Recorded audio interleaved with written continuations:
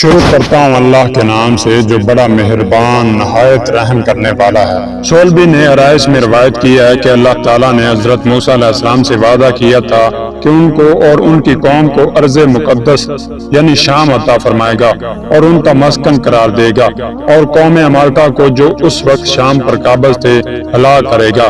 جب بنی اسرائیل فرعون کے غرق ہونے کے بعد مصر میں داخل ہوئے تو اللہ تعالیٰ نے ان کو حکم دیا کہ ملک شام کے شہر اریحا کی جانب متوجہ ہو، کیونکہ میں نے مقرر فرمایا ہے کہ وہ شہر تمہارا مقام ہو، لہذا جاؤ اور عمالقہ سے جنگ کرو اور اریحا پر تصرف کرو۔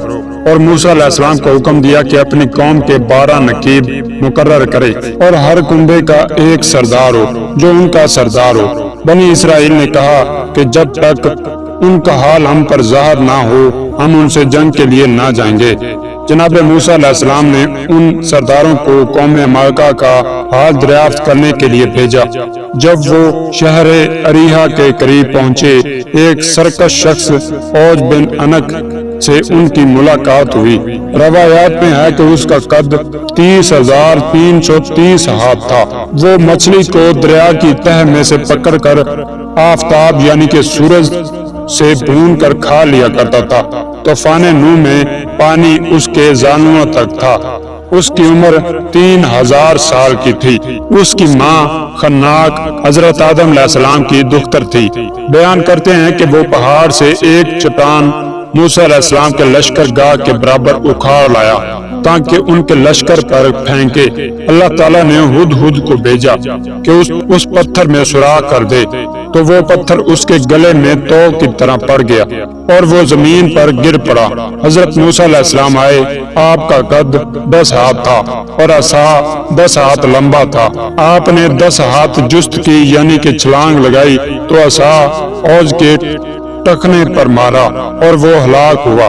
غرض یہ کہ جب اوج نے سرداروں کو دیکھا ان کو اپنے دامن میں اٹھا لیا اور اپنی بیوی کے پاس لا کر رکھ دیا اور کہا کہ یہ جماعت مجھ سے لڑنے آئی ہے، اور چاہا کہ پیر سے ان سب کو کچل کر ہلاک کر دے۔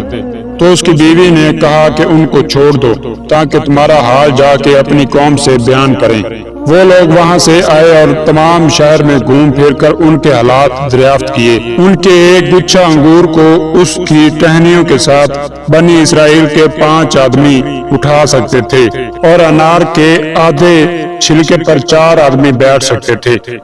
جب سردار اپنی قوم کی طرف روانہ ہوئے انہوں نے آپس میں مشورہ کیا کہ جو کچھ ہم نے دیکھا ہے اگر بنی اسرائیل سے بیان کر دیں گے تو وہ لوگ جناب موسیٰ علیہ السلام کے اقوال میں شک کریں گے اور کافر ہو جائیں گے، لہذا بہتر ہے کہ اس خبر کو لوگوں سے پوشیدہ رکھیں اور موسیٰ علیہ السلام اور ہارون علیہ السلام سے مخفی طور پر بیان کریں۔ وہ لوگ جیسی مصلحت سمجھیں گے کریں گے۔ یہ طے کر کے آپس میں وعدہ کیا۔ غرض 40 روز کے بعد موسیٰ علیہ السلام کی خدمت میں پہنچے اور جو کچھ دیکھا تھا بیان کیا۔ پھر ہر ایک سردار اپنے کنبے کے پاس آیا اور پیمان کو توڑ کر قوم عمالقہ کے حالات ان سب لوگوں سے بیان کر دیے اور ان کو جہاد سے ڈرایا، لیکن یوشع بن نون اور کالب بن یکنہ اپنے وعدے پر قائم رہے۔ موسیٰ علیہ السلام کی بہن مریم کالب کی زوجہ تھی۔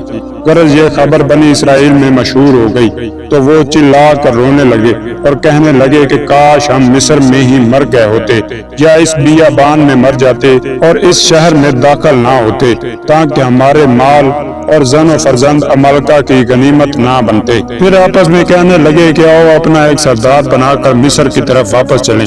موسیٰ علیہ السلام ہر چند ان کو نصیحت کرتے تھے کہ جس خدا نے تم کو فرعون پر غالب کیا وہی اس قوم پر بھی غالب کرے گا۔ اس نے فتح کا وعدہ فرمایا ہے اور وہ خلاف وعدہ نہیں کرتا، لیکن ان لوگوں نے نہ مانا اور چاہا کہ مصر کی جانب واپس جائیں۔ یہ دیکھ کر کالب اور یوشع علیہ السلام نے اپنے اپنے گرے بانوں کو پھاڑ ڈالا اور کہا کہ خدا سے ڈرو اور ان سرکشوں کے شہر اریحا میں چلو، ان پر خدا کی مدد سے غالب ہوں گے۔ ہم لوگوں نے ان کو آزمایا ہے، اگرچہ ان کے جسم قوی اور مضبوط ہیں لیکن ان کے دل کمزور ہیں، ان سے ڈرو نہیں، خدا پر بھروسہ رکھو۔ بنی اسرائیل نے ان کی بات نہ مانی اور چاہا کہ ان کو سنگسار کر دیں، اور موسیٰ علیہ السلام سے کہا کہ ہم ہرگز اس شہر میں داخل نہ ہوں گے۔